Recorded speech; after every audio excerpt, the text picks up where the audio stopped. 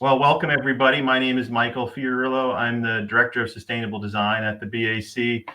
On behalf of the whole school and Don Hunziker, the Dean of the School of Design Studies, I welcome you to this panel. I can say definitively that we will have a valuable discussion today. I'm certainly hoping that so, but I can also somewhat guarantee that we will have some tech issues along the way, and those issues will mostly be my fault. So I apologize ahead of time for anything along those lines. We do have 4 panelists to speak today. They have all developed some visual materials to share with us. Before I do introduce them, I wanted to make a quick sort of 1-minute point that I think in some ways will be echoed by the panelists, but also the other panelists here, but also... Michael, I can't hear you.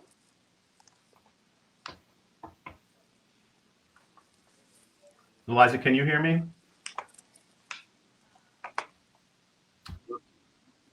Okay. Yeah, just please check output. Any output issues, it's the top round gear at the top of your screen.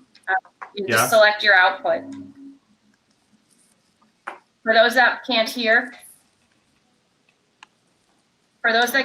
please check the output of your computer.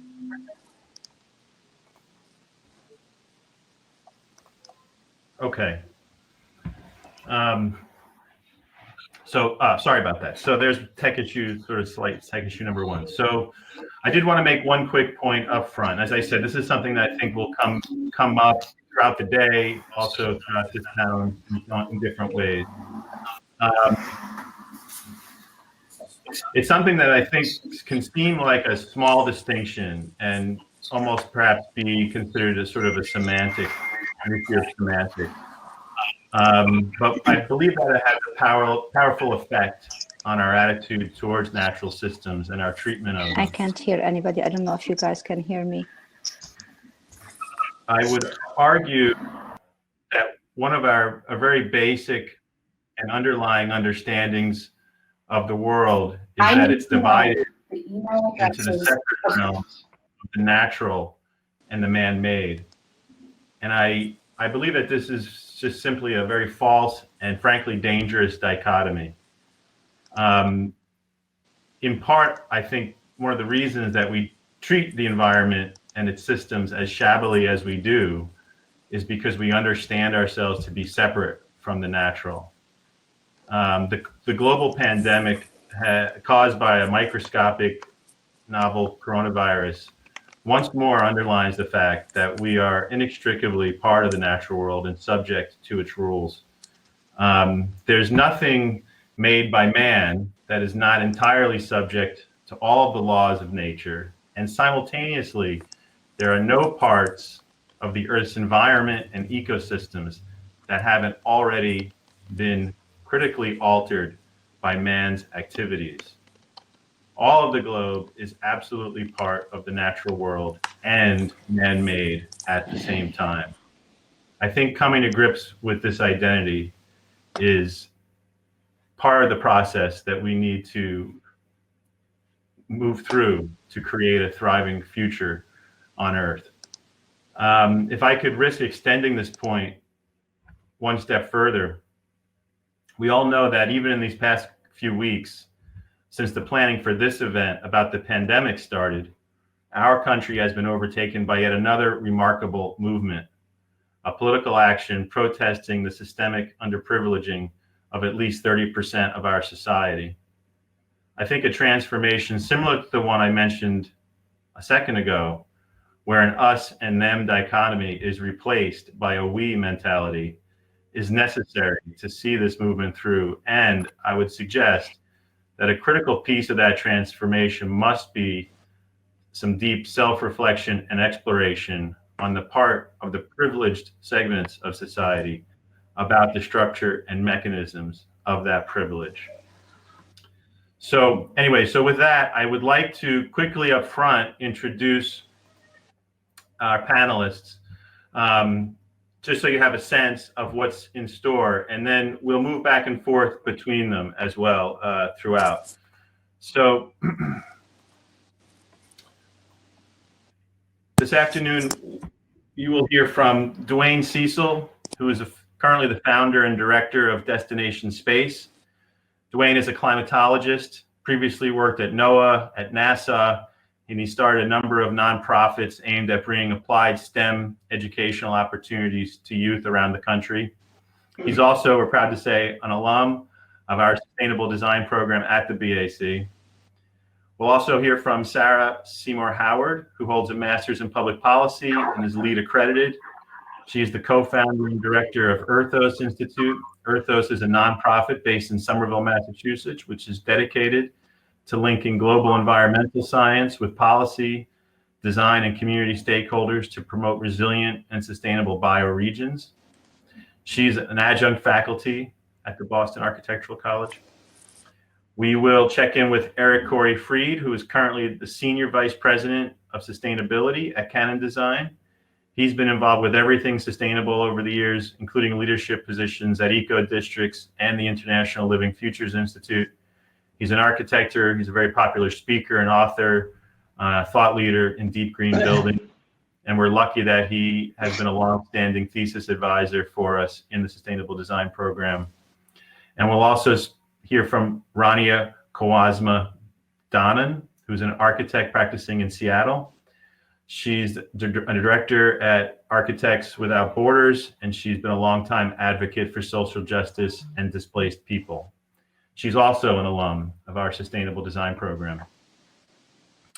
So first on the sort of list of talks is DeWayne. So I'm going to bring up his slideshow now.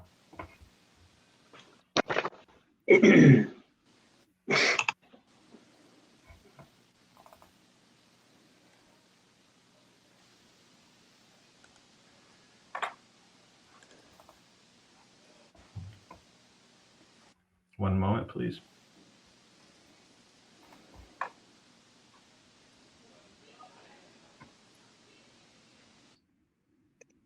We can see? Yes.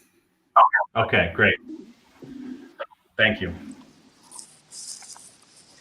Okay, Wayne. Okay, can everybody hear me? Can you Yes. hear me okay? Okay. Yes. Great. All right. You have First of an all- audience of 65 I'm sorry? people listening and watching. Oh, okay.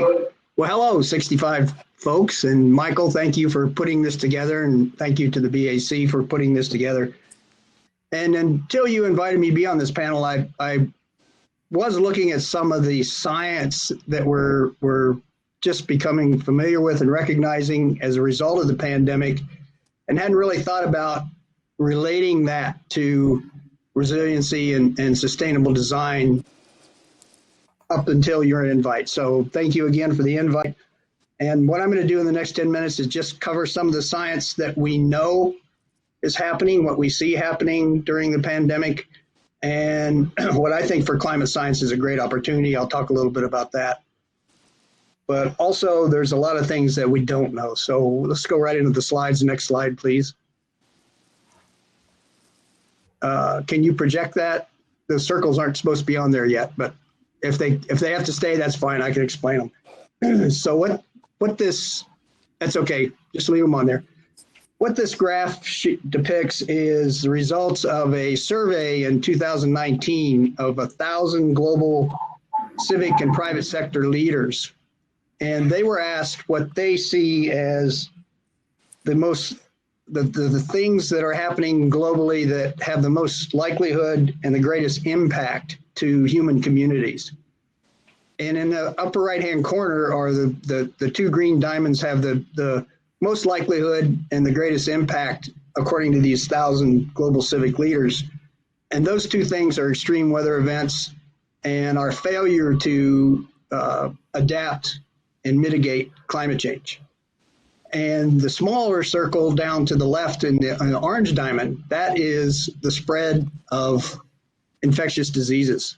And so I think that if this survey was done now, that obviously spread of infectious diseases would be right up there with failure to respond to climate change and extreme weather events. And one of the interesting things in this survey that 9 out of 10 of these 1,000 civic leaders saw that in the very near future, we'd be faced with some very troubling and worsening economic and political confrontations. Less than a year later, here we are. So leaders have been thinking about that, but as we've all seen in the last few months, not very many have been planning for it and building response to the pandemic into plans. Next slide. So one of the things that we've noticed right away, and I've circled here the COVID-19 pandemic, and just above that's the global financial crisis. This shows how much CO2 has not been emitted as a result of the lockdowns. Now, that seems significant. It looks like the CO2 in the green stripe for COVID-19 is it appears to be even more than World War II or the Great Depression. But in reality, because of the increase in world population and the increase in fossil fuel usage, that result of the shutdown during the pandemic it reflects about 8% of the annual carbon dioxide emission into the environment, about 8%. And most climate scientists believe that we would have to maintain for a decade or two 20 to 30% reduction in CO2 to really see a change in climate. So the fact that this looks like it's impressive that we really have not polluted the environment as much as we have in the past isn't going to have much of an effect on the climate change. So next slide, please. Oop. And we all can pretty much figure out why that is. If you look at this global population growth graph for the same period as the energy or the CO2 emission graph that I just showed, between 1925 and 2020 and today, world population has quadrupled in that time period. And so that really is the drivers for all the things that we see: resource allocation, resource use, misuse, pollution, climate change, significant climate change drivers. And I'll talk a little more about that science, but next slide. Next slide, please. So this is the CO2 monitoring station on Mauna Loa on Hawaii that's been in operation since 1958. Shows a steady annual increase in CO2 concentration. And you look at the global financial crisis of 2008, which I've circled at the bottom, and also the COVID-19 pandemic, we don't really see any change in the CO2 at the Mauna Loa Observatory. Again, most climate scientists are in agreement that to really see a change in this increase in CO2 and the change in the climate system, that we would have to realize what the pandemic has given us a small window of in the environment for decades, for a longer period of time. Next slide, please.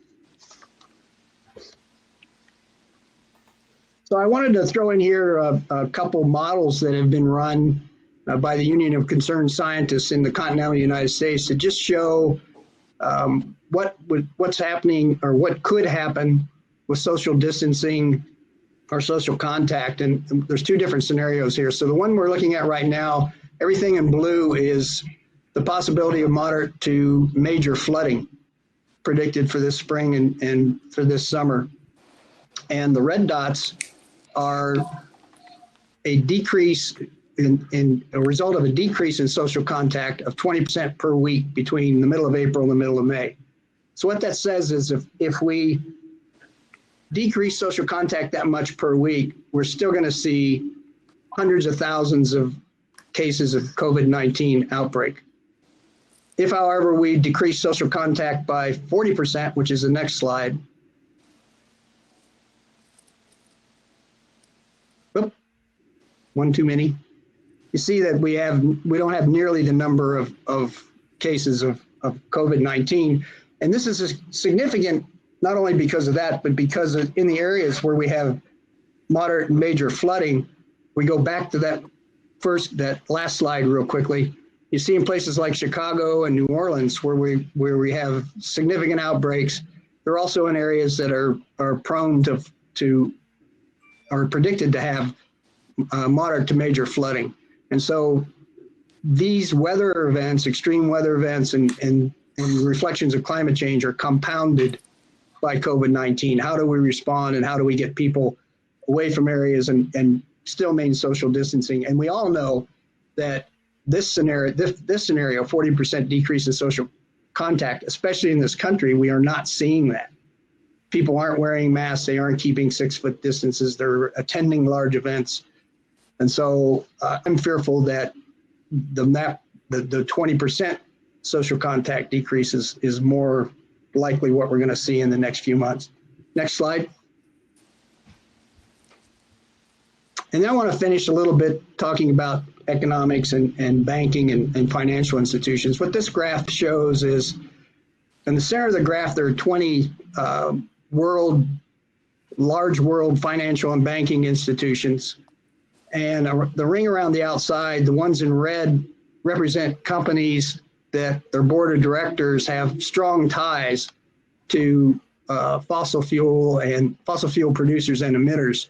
And the circle there shows in the green only 4 boards of companies around the world that operate through these financial institutions have members that have some renewable energy or investment or funding experience. And so this is really a challenge beyond dealing with climate change and COVID-19 and trying to respond and keep people safe. I mean, how do we institute a paradigm shift in the long run when most of the financing in the period since the Paris climate agreement in 2015, these banks made billions of dollars investment in renewables. However, over that same period of time, they invested about $1.5 trillion in fossil fuel emitters and producers. So there's an imbalance there that we have to try to deal with beyond the science. And then there was one more slide. I want to just relate personal experience. I took this photograph on vacation in Myrtle Beach, South Carolina on December 15th, 2015, and look at the price of gas. It's $1.79.9.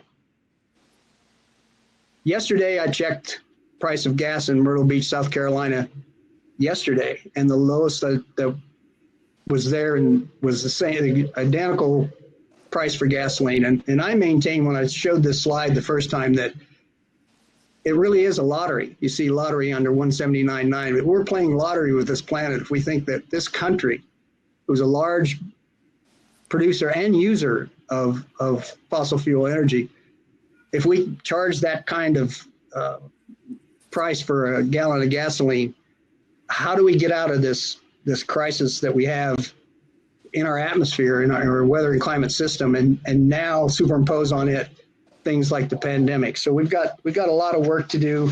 I did want to say one thing that I think is an unprecedented opportunity for climate science, and that is when we looked at that CO2, how much the CO2 has not been emitted. Over that same period of time, nitrous oxide also has not been emitted. And around New York City, New Jersey, the East Coast area around Boston, in March, nitrous oxide emissions into the environment were reduced by 30%. What that has given us climate scientists that we've never had before is a turnoff to aerosol producers in the atmosphere. The biggest uncertainty in our climate modeling is aerosol particulates. And they come from ocean spray, they come from car exhaust, and it's the largest uncertainty in our modeling to be able to tell decision makers with some confidence what we think is happening in the system and what's going to happen. We could never turn that off. The pandemic has turned that off, and now we are taking a detailed look at what aerosols are produced by humans, what aerosols are produced naturally, and what it does to change the climate system. So there is an opportunity from the pandemic to really start to understand the science and build some confidence in a way we haven't been able to do before. So thank you very much.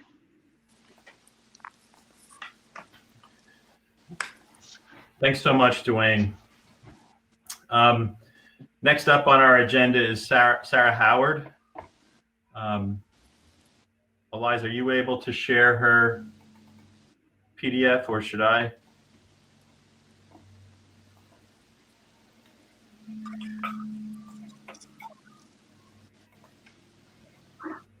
Just a reminder that Sarah is co-founder and director of the Earthos Institute.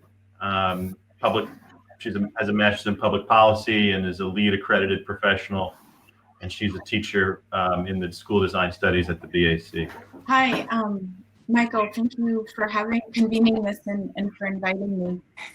It's a pleasure to be here with all of you, even though we're not in the same space. I think what I'm going to touch on today does touch on that idea of paradigm shifting how we're approaching creating resilience. I'll start quickly with a little bit more about me. I started in environmental education, and then I spent the last 20 years teaching learning frameworks in a number of different settings, and then also now in the design field for the last 15 years, looking at those intersections through the lens of resilience and sustainability. So in working with resilience, there are many definitions and contexts. It can be about individual resilience, regional resilience, community resilience, climate resilience, infrastructure, economic, ecological, and so on, as many of you know. As researchers and practitioners, we focus on how to solve it. And when we define it, we usually make some reference to the idea of bouncing forward, backwards, sometimes all around. But today I'm not going to focus on definitions. I'm going to talk about something a little different. In 2014, I walked from Boston, Massachusetts to Burlington, Vermont. It took me about 14 days to learn about resilience in action from the people, communities, and landscapes. What I learned both reinforced what I had been studying and practicing, and also surprised me. While resilience is about defining, measuring, and developing solutions, it's more as well. As I walked, I heard about this little-known hurricane, Hurricane Irene. Off most of our radars, it had formed in the Antilles, moved through the Caribbean, and then made landfall 9 times as it moved up the East Coast, with its final destination in Vermont, inland. It devastated the entire rural region of interior New England. It swept away parts of towns, roads, bridges, basically the physical connections these rural communities had to the rest of the world. Many communities were stranded in place for weeks. I heard story after story from folks about how they had to learn resilience and how they had to learn together about the system to provide themselves with food, water to survive. This was no usual storm. The learning continued long after. It took years for these towns and regions to rebuild, and many still hadn't recovered when I did this walk. And now Vermont is actually continuing to learn and is leading the way with statewide regional resilience policy. With the wildfires of California, Australia, and the hurricanes of Katrina, Sandy, Maria, Harvey, and more, if you ask many of these communities, they would say the same. It was about learning together. So no matter how we define it and no matter the context, I would offer that if we want to create resiliency, we need to learn how to learn together about the system with change and uncertainty. Why? Because as we keep discovering, we in the world are always changing and there are always unknowns. In what ways are we learning as a society now?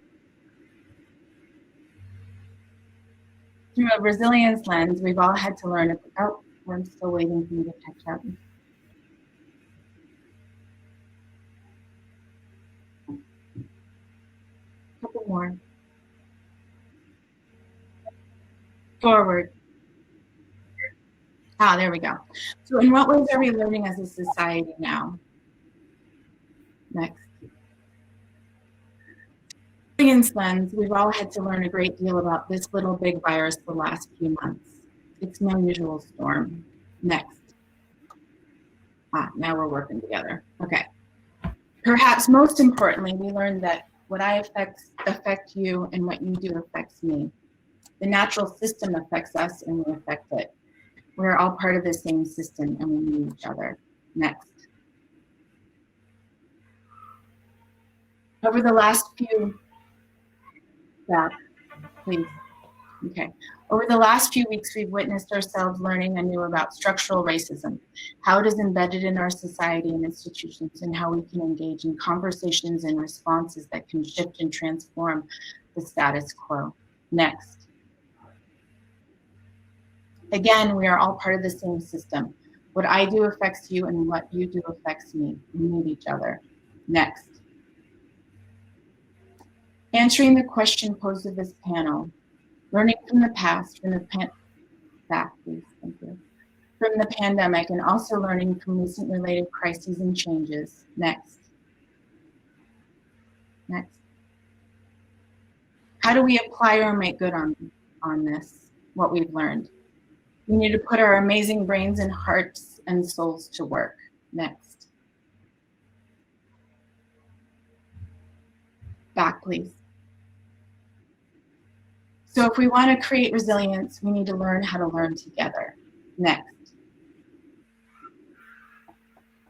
In my organization, Earthos Institute, we've been learning with each other in our community to regional resilience lab using collaborative learning methods. It's not always clear or easy, but it's necessary, and we're learning how to learn. Next. Number 2, the system is the living system of the planet. If we want to create resilience, we need to understand how to work with this. And this is a growth area for our professions, but many are making strides in this arena. Next. The living system includes ourselves, and we need to be part of it. Next. The BAC is committed to this through a number of different programs, including the MDS. In addition, instructor Dragana and myself teach a transformative experiential learning cycle to essentially bake adapted resilience within ourselves and our professional practices in the Gateway Y project and also in the Practicum BDS program. Next. In these courses, students collaboratively define adaptability and resiliency for themselves and develop rigorous methods. Next. Next. This is our new classroom, our new learning community. How can it support resilience in ourselves? Next.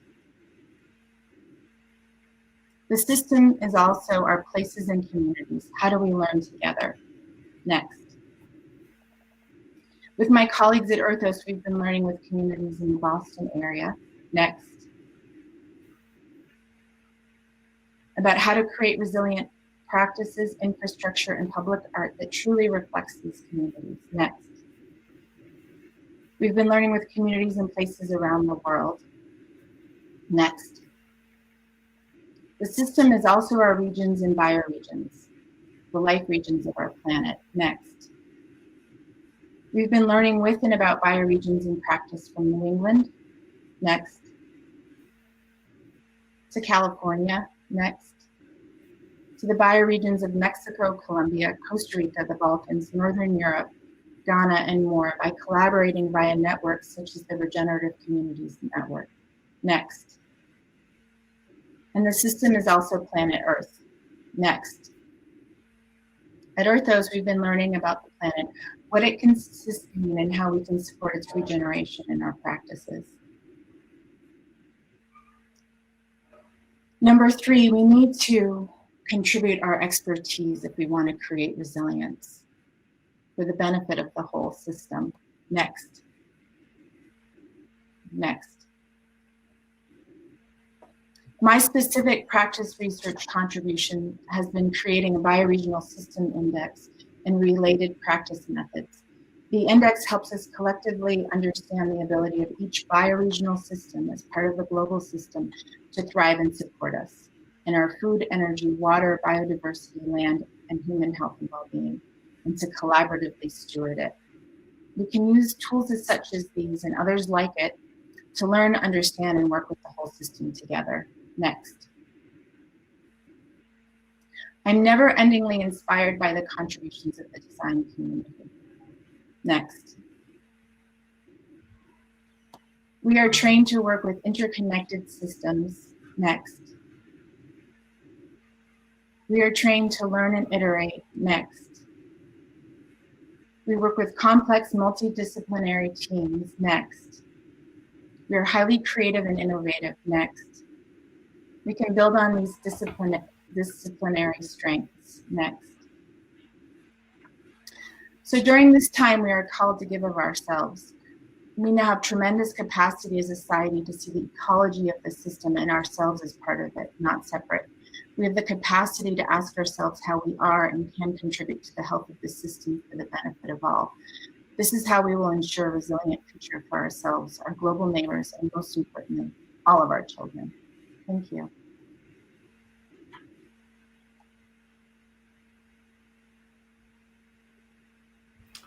Great. Thank you so much, Sarah. That was wonderful. We're going to move on to a presentation by Rania. Eliza, is it possible for me to share my screen? Because I have a pre-recorded version of her slideshow.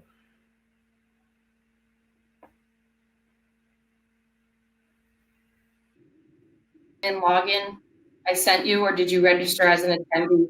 If you registered as an attendee, if you email me, I'll put it in the handouts on the side. Could you please send me an email with the document you'd like to share now, Mike? I believe it's too big probably for that. So she can do her slide live. She can do her show live. Okay. So it's the this is home file. Sorry? It's the file entitled This is Home. Okay, coming up right now. Hold. So which one are we playing? It'll be live. Am I going live? Be live, Ronnie. Okay. Michael, you're going to work a little bit fast with me because I have too many slides and each one of them goes fast. So I'm sorry. I'm gonna try my best like to pause or like show that when to go next, but try to go fast with me. Thank you so much for inviting me, Michael. Hello, everybody. My name is Rania Qawasma. I'm an architect, a Palestinian American architect. I'm based in Seattle. And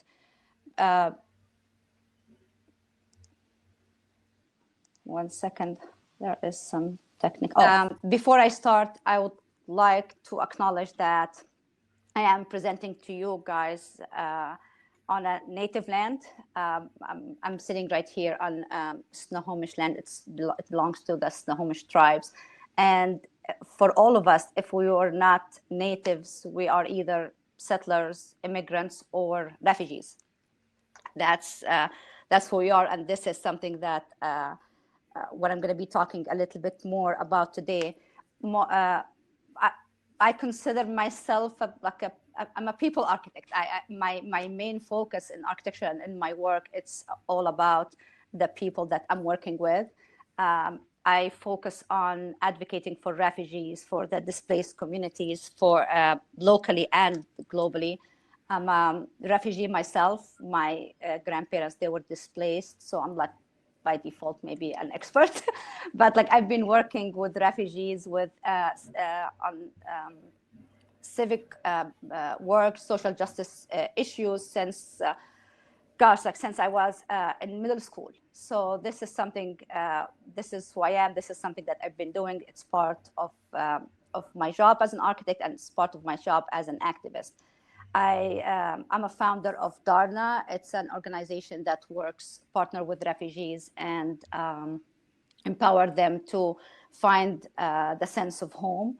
I will be talking more about the projects that I've been working with refugees on, and some of it is related to what we're going through right now. I co-founded an architecture program with refugee children to use some architecture tools and to reimagine home. Next and next. So what I'm going to be talking about today regarding the pandemic and what we're going through, it's a different direction. It's a story of the people that they're really impacted in a way that we don't usually see. It's the last 3 months, it's been hard. The whole world froze. Everybody's on a pause. It's been affecting everybody, and like we can see that impact. But honestly, we've been seeing this because it affected countries in Europe and here in the US. So if it's only the pandemic itself as a virus and as a crisis, if it's only in certain countries, we would have not heard about it to this level. And there's two things that I want to talk about today that are really important that we've been hearing over and over and over for all of us. They've been stuck in our head.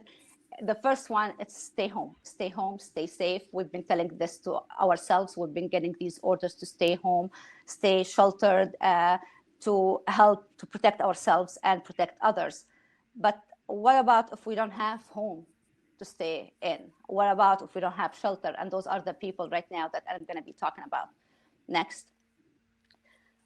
The second term or a phrase or something that we've been like hearing also, it's warming to hear that, but like I want to challenge this as well. It's we're all in this together, and sadly we are not. We're not in all of this together. The virus is affecting everybody, yes, but the way that it's been affecting certain communities and the way that these communities they've been dealing with that crisis is different from one place to another. Next.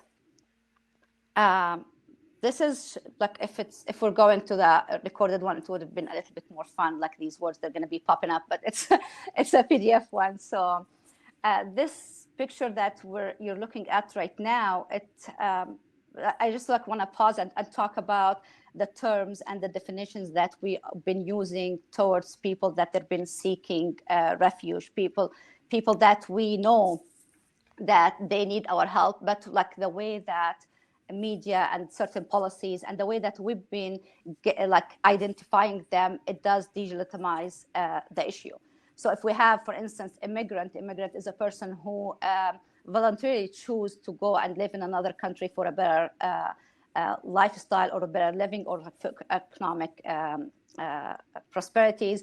Migrant is a person who moved from one place to another in the same region. A refugee is a person if we're looking to what the United Nations Convention identify a refugee as someone who was forced to leave their country because of persecution, war, violence, or right now we can talk about climate change as well. There is asylum seekers, there are stateless people. And this picture right here, it's from what we were calling the migrant caravan. It was neither a migrant nor a caravan. Those are refugees that they were seeking asylum.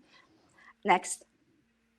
I'm gonna go super fast with a lot of information that has numbers and pictures of people. And I would like for you, I know that you're not going to register all of these numbers maybe, but hopefully like you'll see how the magnitude of the displacement issue, and especially right now when we're looking into a crisis like this. So right now, currently, there are 70,800,000 refugees. Next. Every day, 37,000 they get displaced. That is around 1 to 2 people per second. Next.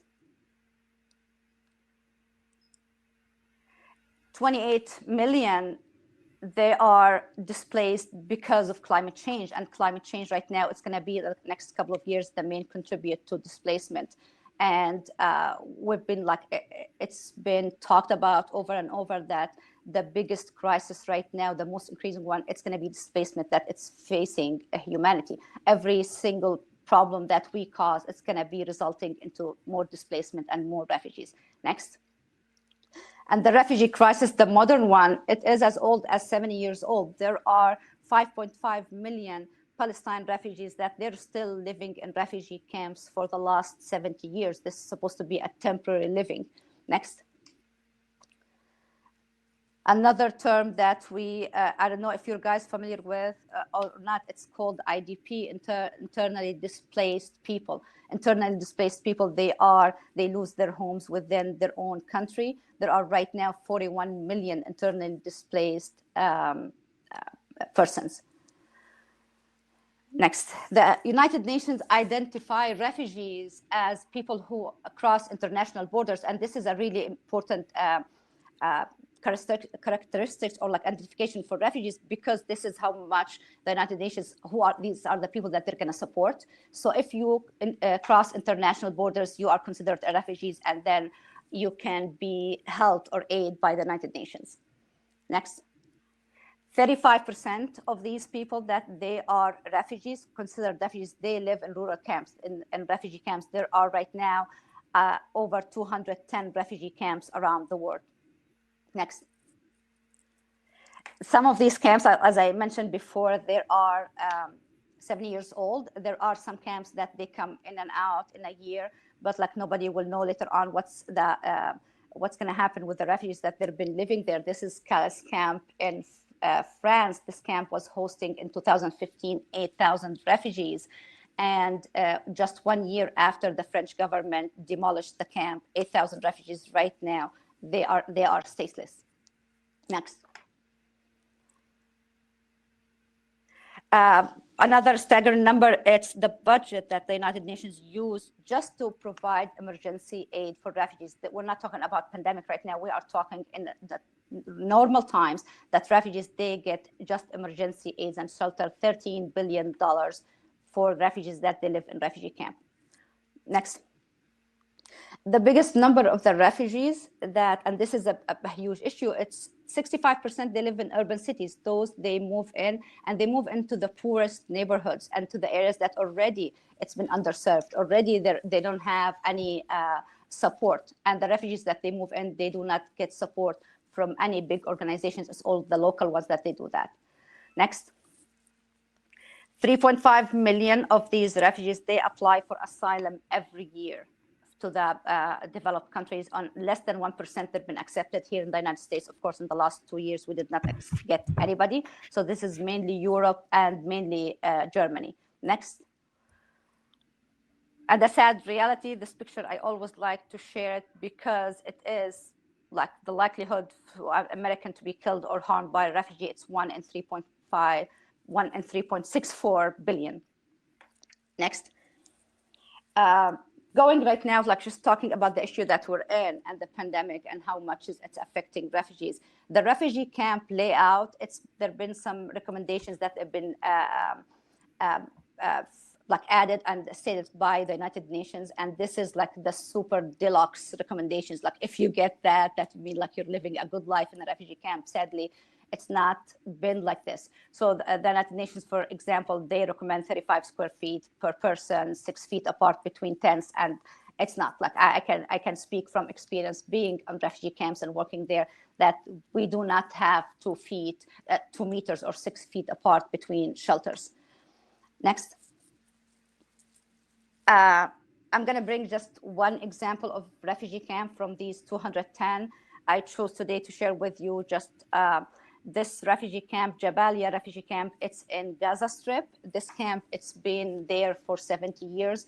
The camp is 0.5 square mile. It hosts more than 94,000 refugees. This picture, actually, it was sent to me by a friend. This is 3 or 4 weeks before the pandemic became an issue in the world, and like all the precautions that we're taking to take care of the communities and stop the spread of the virus. People in Jabalia camp, they were dealing with flash floods. Next. And this is the normal way of living for the people in the camp. These areas, it's been ruined by a missile attack, and that's what the people right now they are facing. There isn't any hygiene service, like there isn't anything. Everything that we've been talking about here, everything that we've been complaining about, people have been complaining about staying at home, they've been complaining about the things that we have. Some people, they do not have it, and amazingly, they are dealing with that, and they're living, and they're like just powering through the crisis. Next. One of the solutions that the Gazans did through that pandemic, it's creating these quarantine shelters. Those are, it's like I can't imagine how they're going to be like quarantining sick people there, but that's the only thing. Those are the resources that they had. They built these small rooms outside the camps, and in Gaza right now it's really hot and humid, so like it's going to be a living hell right there. But this is one way to isolate whoever gets sick. And this is something, It's been worrying for everybody who works in refugee camps and with displaced communities. Everybody's scared that what if the virus will spread there? How we're going to be dealing with that? Next. The refugees, they are resourceful. Like we are people like who have all these skills, but the resources themselves are always limited. So for them, they will find whatever it takes to help their communities, especially when you go into crisis over and over and over. Right now, for the world, it's a shock for a lot of people that they've never been into emergency and crisis, but for people who live in refugee camps, this is their daily life. So right now, this is one of small workshops that they are creating their PPEs just to work through, like give it to their health workers and work through the refugee camp. Excuse me. Next. Those are a couple of my friends that I've been working with them through these, like the last 3 months, actually, just like trying to find solutions. These are small projects that refugees, it's led by refugees, they implemented by refugees. They're the one who are taking care of their camps. It's they're getting some of the support from the United Nations and some organizations, but right now everybody's in a panic mode. So like for the refugees, they're on their own. They have to find the solutions themselves. Next. I wanted to share this story with you. This is like a warming one. I love this one. This is about a family, the Bazara family. They moved from Aleppo, Syria, to Seattle. I remember the day that they arrived actually in 2016. They lived in a refugee camp for 4 years. They moved 2016, a family of 5. They worked really hard through the last 3 years. And literally 10 days before the stay home order, they opened their first restaurant. They saved money. They had everything ready. It's done. They opened the restaurant and then everything shut down. So they tried, like they did not know what to do. And then all of a sudden they looked into the need of their community and they tried just to, after that, cooking, making food and donating, looking for who needs food.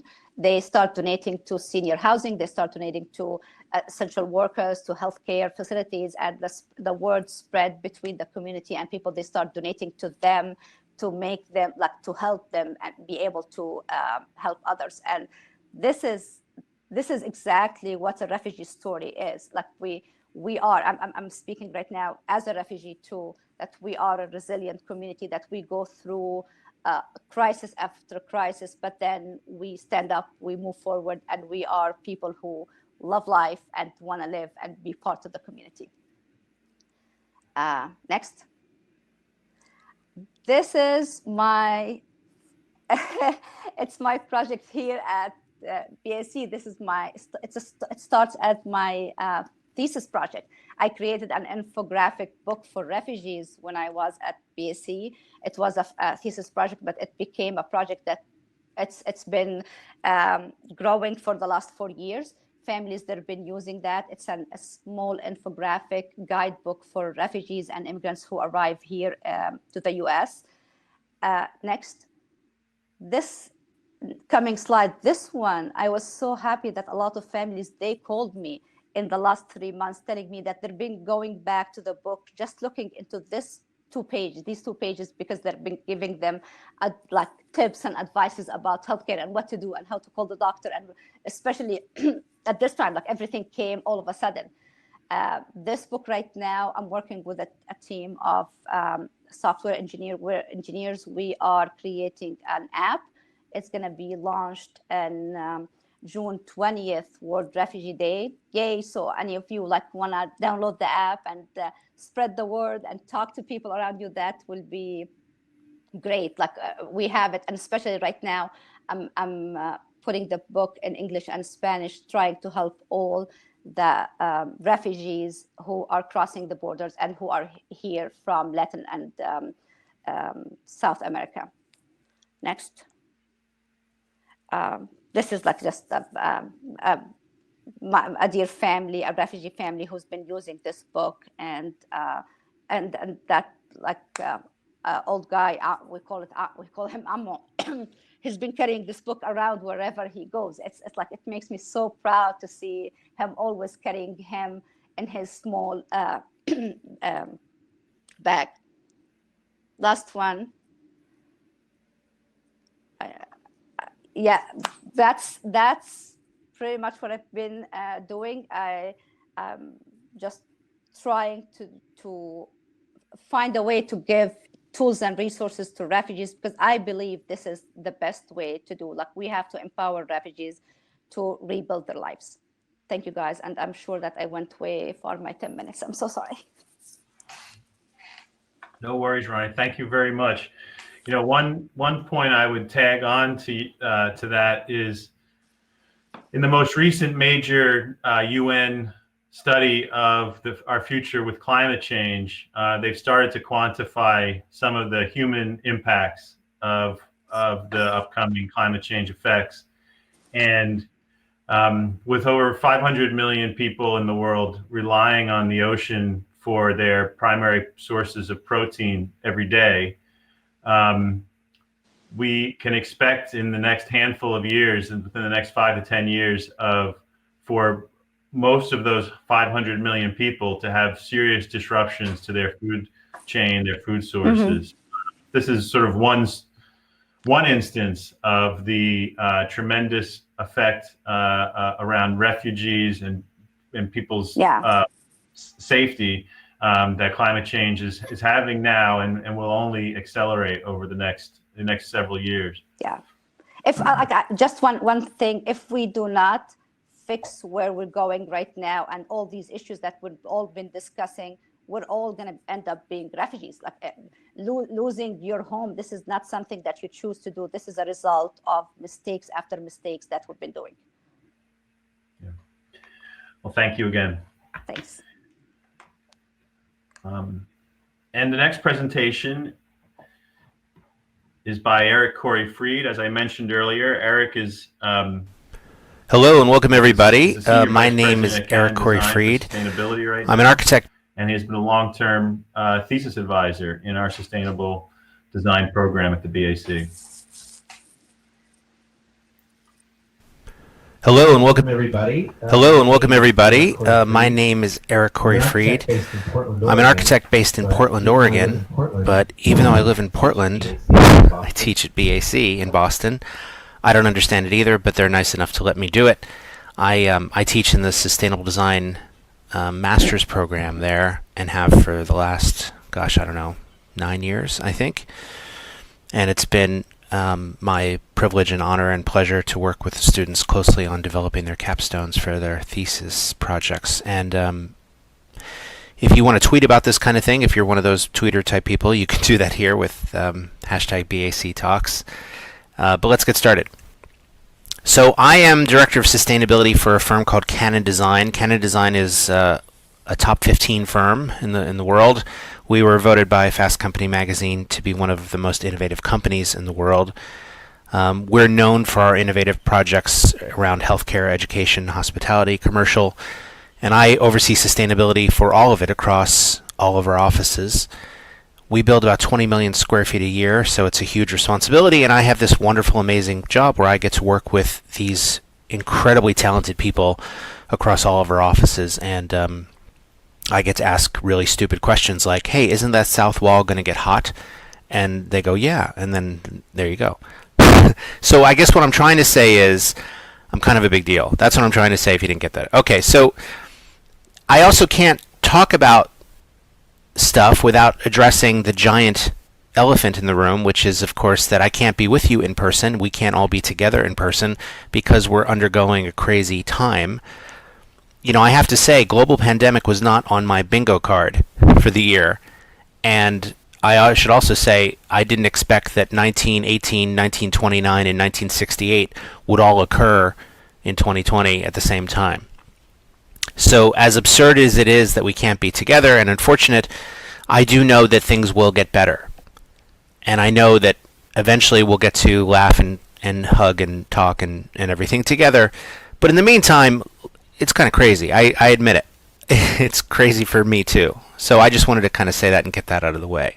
What I'm going to talk to you about today before our panel is resiliency, but mostly resiliency as an opportunity, because most people fail to see resiliency for what it is. In fact, resiliency is not about doing it on your own, being off the grid, or self-sufficiency. If anything, this is anti-resiliency. This is anti-sustainable. If anything, this is a testament to just through brute force we're able to make things work. But that's not really the approach we should be taking. To me, resiliency is much more about thinking ahead and anticipating changes that are going to occur. For example, our healthcare projects right now have been disrupted so much that they don't know if their buildings are going to be obsolete in just 3 years from now. So we're innovating today in a very resilient, sustainable approach to try to address that. But we need to do this everywhere. The home building industry, for example, we couldn't possibly build enough houses quick enough, fast enough, cheap enough to meet demand. And so we're really facing potential issues very, very soon. And when it comes to resiliency planning as a whole, most cities, states, counties have no plan at all. Their plan is hope, I guess, luck, maybe, that it'll pass them by, but that's not really a good strategy. And so what I do is I work with cities and counties to help them develop climate action plans, resiliency plans, so they can really know what to do in the event of a disruption. And if you think that there's been an urgency about this recently, that's because there has been. I know it's felt like recently maybe everything's kind of turned up to 11, but that's because we now have data we didn't have before. It's also because the world is literally on fire and everybody's just kind of ignoring it. Normally, I get to travel all over the country, and I can tell you that from what I've seen, we're not equipped to deal with what's coming. When I travel to places such as the Southeast, which faces the brunt of the hurricanes every year, they are not equipped. Their ideas, they're not going to really work. And now we have data, beautiful data, that we didn't even have just 3 years ago. But you don't need data when you have literal signs of the apocalypse right in front of your face, kind of telling you this isn't right. And now we're paying the price for decisions that we made decades ago that we're now having to deal with. By the way, this is one of my favorite images, and if you're not laughing, you should be, because this was a really hard image to get. I almost got divorced over this image, you know what I mean? With it took weeks in the process, so that's all. Okay, so you can't talk about resiliency without also talking about the issues and problems that are going on, and we've got a lot of problems, and resiliency is going to be our way to deal with those problems. We can't avoid them, but we can deal with them. For example, we have about 1.6 million people every week that are added to cities every single week. All told, it's about 92 billion square meters that we're going to be building in the next 15 years. 92 billion square meters that we need to build as zero carbon as possible without a plan to do that. But also it means that this urbanification of the planet is going to continue. And ultimately, by 2050, some 70% of the world's population will live in urban centers. At the same time this is going on, the United Nations says that we have only about 60 harvests left before soil degradation gets to the point where we won't be able to feed everybody. So we're on the precipice of really a catastrophe around food and around resources that we're not even aware of. Because of this, we now expect even bleaker projections of about 200 million climate refugees by 2050.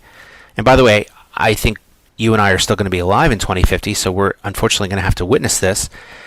And to give you a sense of 200 million people and how big that is, the population of the entire Roman Empire at its peak was 200 million. So we're talking about a vast amount of people. And these are not just refugees in poor countries. I mean, these are going to be global refugees, climate refugees, everywhere, including the United States. Because we have redrawn the map here. Right? The tropics have been getting bigger at about 30 miles per decade. The Sahara Desert has gotten 10% bigger since 1920. Tornado Alley has shifted, for some reason, 500 miles to the east. The hardiness zones are moving northward towards Canada, about 13 miles a decade. And the wheat belt keeps shrinking and moving, about 160 miles a decade.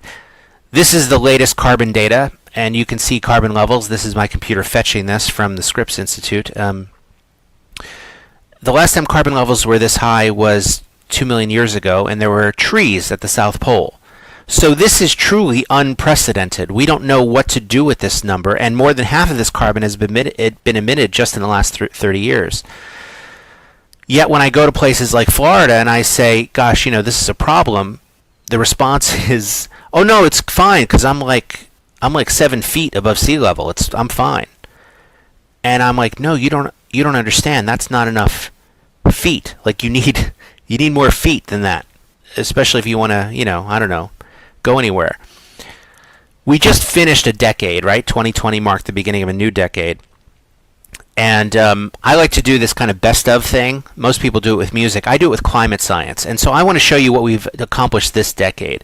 First of all, the 5 hottest years on record were the last 5 years. And actually, that's just going to be something that we're going to say now. And you might as well get used to it. 2020 is not even done, but it's going to be one of the 5 hottest years on record. 4 of the 5 largest wildfires in California happened in this decade. We saw 6 Category 5 hurricanes in just 4 years. That's never happened before. And Arctic sea ice has dropped to an all-time low. It's dropped about 13% just in this decade. At the same time, over that decade, all of the 100-year floods have become 5-year floods. Meaning that normally a 100-year flood is that in any year you've got a 1% chance of that flood happening. Now we have a 20% chance. At the same time, we had more $100 billion climate disasters, double from the decade before. And in that decade, we pumped about 40 billion tons of CO2 into the atmosphere, a new record as well. So while we're all trying to keep us below 2 degrees centigrade, we're well on track to surpassing 3, possibly even 4. And that would be catastrophic to our way of life. And the trouble is that all of our climate projections have been rather optimistic as of late, and I think I've lost my optimism. This idea that we're somehow all going to become profoundly better people, that we're just going to wise up and want to be a sustainable civilization, I'm kind of over that dream, because I don't know if you know this, but most people are horrible. They're just terrible people. I mean, I am too, but I'm kind of over that idea. I think we just need to force everybody to change, and we need to do it now. I also don't buy into the idea that there are educated people who are aware of climate change and the need for resiliency and uneducated people who are not. I think that's too simplistic. I think in truth, everybody's aware this is a problem, but what you have is you have people that are scared of the science and know that we need to change, and then you have people that are just scared of the change. But I don't buy that people don't believe in climate change anymore. I mean, polls are not, showing that that's not the case anyway. So if we know that we're all in agreement here, we're just scared of what it might mean, then let's talk about that. Because real resiliency planning is disruptive. It's super disruptive. And if you do it right, it's also invigorating. Because true resiliency is really about looking at that interruption of operations and decreasing this span of time and getting it down to as far as possible. True resiliency is really about addressing lots of issues that you might not normally ever consider, such as the strength of solar panels. True resiliency is looking at all of the stresses and shocks that could occur, including dropout rates, literacy rates, unemployment rates, children's hunger. When we work with communities, we're really talking about every possible stressor and shock, not just the last bad thing that happened to them. When I go into a community that just got flooded or just got hit by a hurricane, all they want to talk about is the flood or the hurricane. And my job as facilitator is to remind them, no, there's plenty of other things that we should address now, and there might be synergies between them. For example, just in this latest wave of the pandemic, you've seen that our global food supply chains are really not as robust as we thought. This was taken during Hurricane Harvey in Houston. A buddy of mine sent me this photo, and then I asked him to go over to the vegetarian aisle just to take a picture, and then this is what he sent me, which proves to me that Texans would rather starve than eat tofu, so that's kind of fun. The process for this is always messy. These are the tools that we use, but it's a rather fun, engaging thing that we get a lot of people doing it, and you'll notice towards the end of the day a lot of people laughing, because it's not about the ideas. Ideas are easy.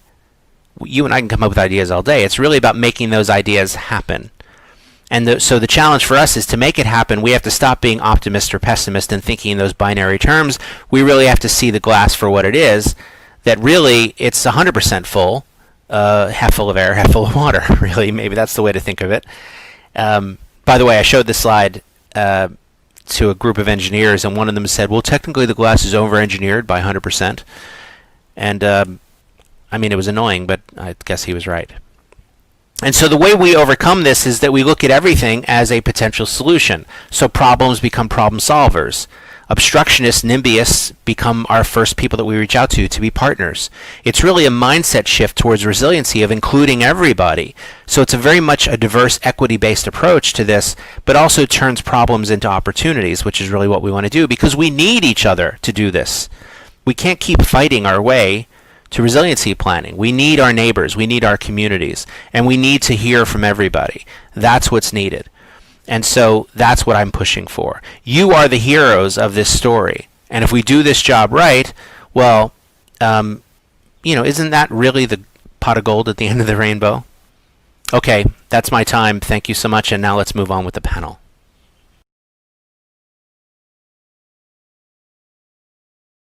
Oh, you're muted. Thanks, Eric. Thank you for that, Eric. That was awesome. Somehow you managed to bring a little bit of a lighter side to some very dark topics, and I appreciate that. So I think now it would be wonderful to we have a little bit of time left, and I thought that it would be great for the panel to perhaps field some questions from the audience. If you wanted to type in a question directed towards the panel in general, or a particular individual. Or I should also say, if the panelists have questions for each other. I've got a question for Rania. Rania, what is it the audience can do to help you? Because I think they all saw your exciting work and your new nonprofit. Is there a call to action you can give them that they could get involved? Yes, definitely. Thank you, Oma. I was worried that you're going to ask me a question. It's a little bit hard and intimidating to present with your advisor, but yeah, I think I pulled it off.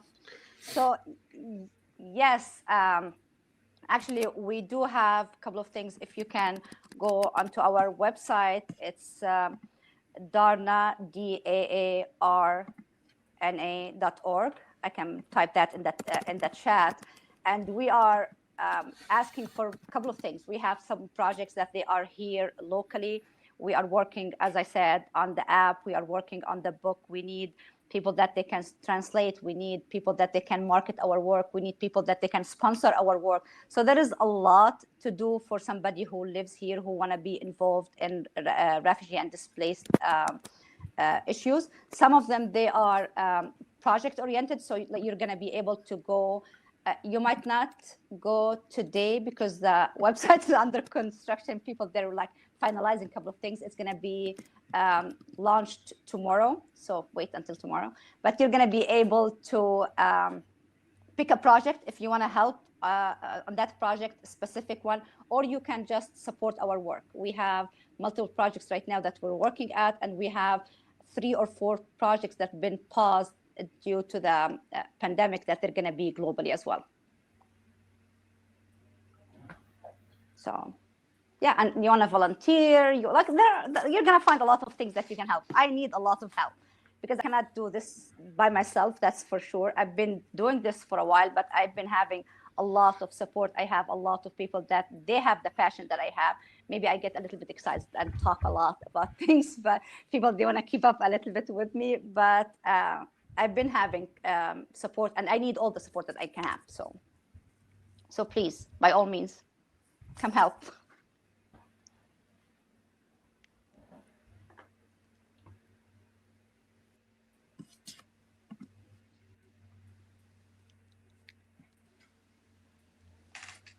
Great. Other questions?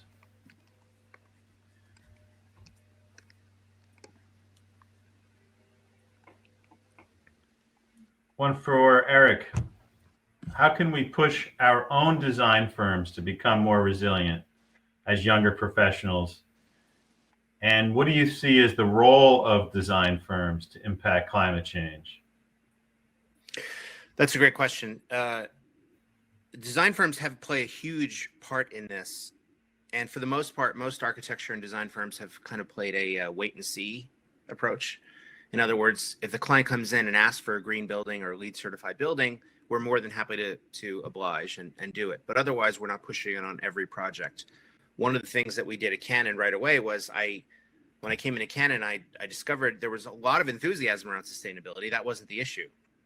There was even a lot of knowledge around sustainability, deep technical knowledge. That wasn't the issue. So that was kind of a relief. The challenge was that there was this chicken and egg hesitation. A lot of people wanted to do these things, but were afraid to bring them up because they were afraid they wouldn't be able to deliver them, because they were afraid that nobody would bring them up. So it just kept going back and forth like that. So my advice to you is push. They're not going to fire you for pushing. They'll fire you for other reasons probably, but not for pushing. And so what we've done at Cannon is I drew a very hard line in the sand.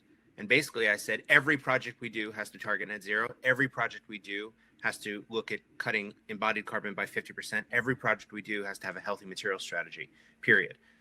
And so now we're doing that. And it really just took me cheerleading from the sidelines to get all the design leaders and project leaders to start doing it. And knowing that they're not doing it alone and they're not sticking their necks out alone really made the difference. Again, they didn't need my technical knowledge. They needed me just to egg them on. Was kind of the most surprising part of this. And this is a 1,200 person firm with 20 offices throughout North America. So it's a big ship, but we're able to move it quickly because there was already plenty of enthusiasm. I think you'll find that same thing at your firm.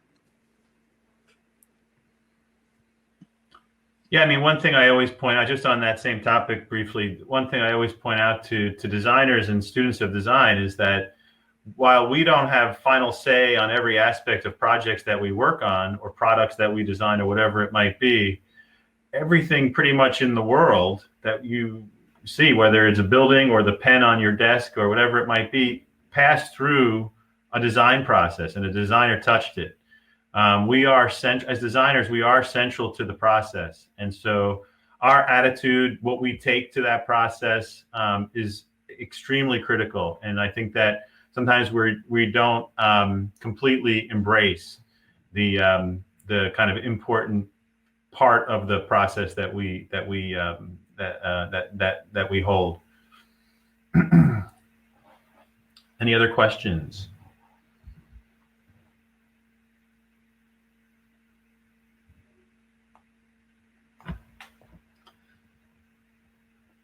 Hi. There was a comment earlier about intersectionality, disciplinary intersectionality by Mandely, and I think that that's worth speaking to. This need for looking at the intersections between the built environment and economics, and also other arenas like policy. And I think one of the things I've seen is a need for creating spaces for having those kinds of conversations and figuring out how we can create new models that are responsive to the needs that have been outlined today.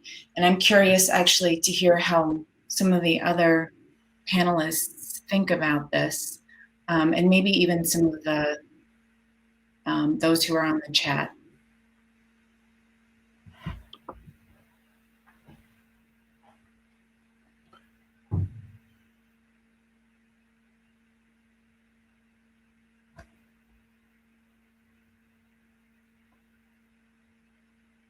I think it gets at I think this kind of question gets at one of the underlying problems that we have. There's consistently been a will in some respects to move us towards a more sustainable future, a more resilient path. But there are tremendous structural obstacles. And the current situation where we're facing the coronavirus, for instance, I was hoping that in some degree that we could use that experience as something of a model. Like, well, we need to follow the science. We need to, work with each other's interests at heart. We need to come together. And, in fact, it's unfortunately in many ways it's been a polarizing experience. So I'd throw it out there to other folks, but what can we learn about these kinds of issues from our current predicaments? I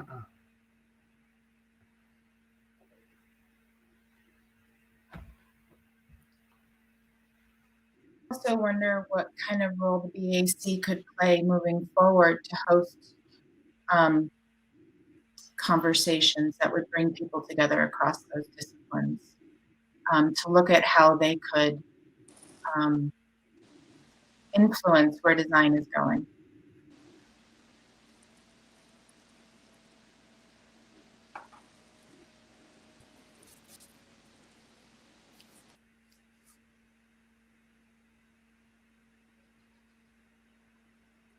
You guys have already heard from me. I don't have to speak, but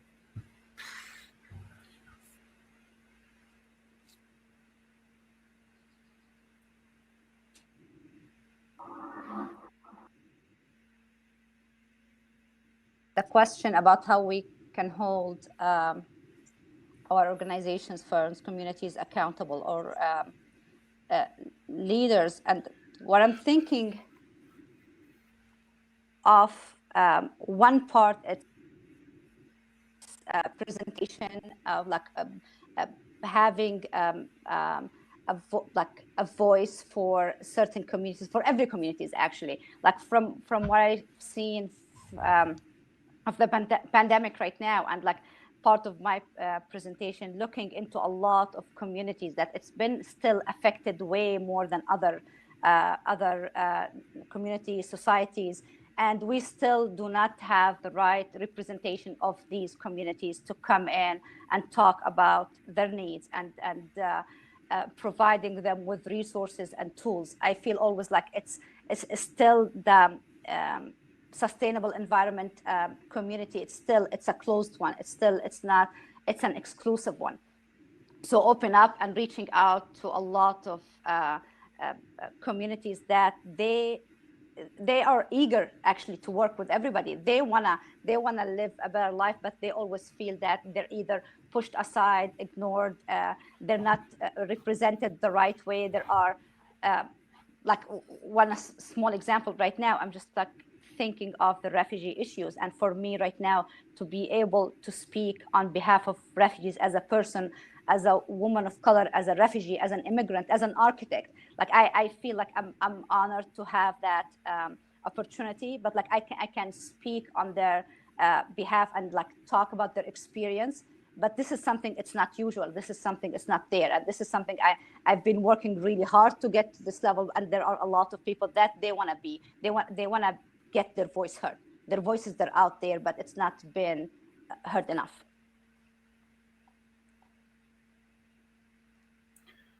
Yeah, I mean, that's one of the experiences recently with the mass protests. It feels like that at some point people will take things, I don't want to say into their own hands, but will make their voices heard. And certainly from the climate change perspective, we can hope that this part of our current experience will be relatable to the climate fight as well. There's a question here with so many seeing this as a potential tipping point, this period in time. What are the what key changes or new normal can we see sort of ushering in the post-COVID era? I mean, just to kind of repeat, I think hopefully this kind of active political engagement is something that carries over, or that at least we've kind of, stretched out our joints and started, on a path towards coming out and getting together to demand certain things that haven't been well managed in our society, and hopefully that transfers. I just wanted to comment a little bit on the collaboration. So from my perspective with this, oftentimes collaboration is approached sort of as a side endeavor. It's not actually seen as a practice, professional practice. And when I've seen it work the best is when it's engaged in that way, and then you actually have outcomes that you're looking for, rather than, I think there's a lot of frustration around collaboration because it is seen as a secondary sort of thing that we do. And the other thing I would say about collaboration is if we're not, and this is why I spoke about it, if we're not seeing the system as a whole, and I think this is an area where we really need to innovate, if we're not able to see it as a whole, we don't understand how our individual actions are contributing to it and benefiting it. And in some ways, if we're struggling to collaborate, that may be one of the ways that we can have the biggest positive impact, is to be able to actually see how we're contributing individually or with our firms or with our organizations or with our cities towards the larger system, without actually having to work together all the time. And I don't know if that makes sense, but I really think that that's the way forward in terms of improving the planet's ability to sustain us. I see Jacqueline Dana asks a good question regarding rural communities. How do we get good design and people with knowledge involved with projects that are in lower income or in rural communities where the latest ideas or the latest technologies and so forth aren't necessarily ready to be implemented? I have a quick response to that. I mean, one thing that, as designers, we should keep in mind is that the design part of the budget of a project is very small. So good design doesn't cost a lot, and it can bring a lot, but it can bring a lot to a project. And I think as designers, this is something that we should always, be very clear about with people. I think there's a sense, I would say particularly in our country, but around the world, that design is kind of a luxury product almost. And in fact, the good design can save money. Good design can make for much more effective and efficient buildings and communities and places to live and learn, etc.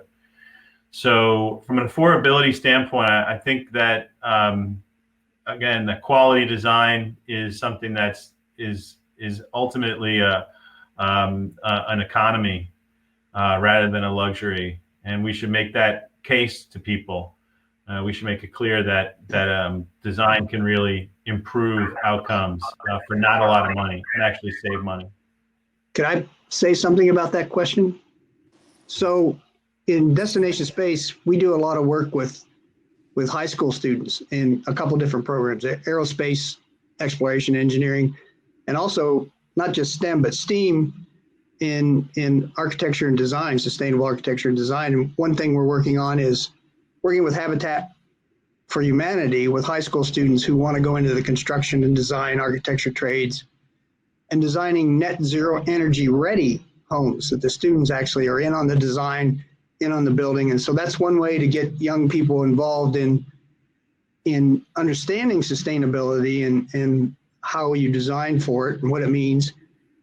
But with this pandemic, that's interrupted. That chain has been interrupted. So going back to some of the other questions about post-pandemic and what are we learning and how can we come together to address some of these things. I was involved with the city of New Orleans post-Katrina, and my recommendation was bulldoze New Orleans, let the wetlands and the grass areas come back for protection along the coast, move it 100 miles up the Mississippi River, rebuild it historically the way it was, so you can still say you're from New Orleans and have the history of New Orleans. But what did we do? We would completely rebuilt New Orleans, and it's going to happen again. And so post-pandemic, can we really start thinking about ways that we can plan for the spread of infectious disease? Because some of the panelists talked about the food and water security and the food chain and how things are in trouble. And so how do we feed a growing population on this planet and stay near the coasts and plan for infectious diseases happening again? Because we interact so much with animals, infectious disease are just going to increase. So this is an opportunity, like post-Katrina, especially in this country, for us to say, look, we really are about sustainability and resiliency.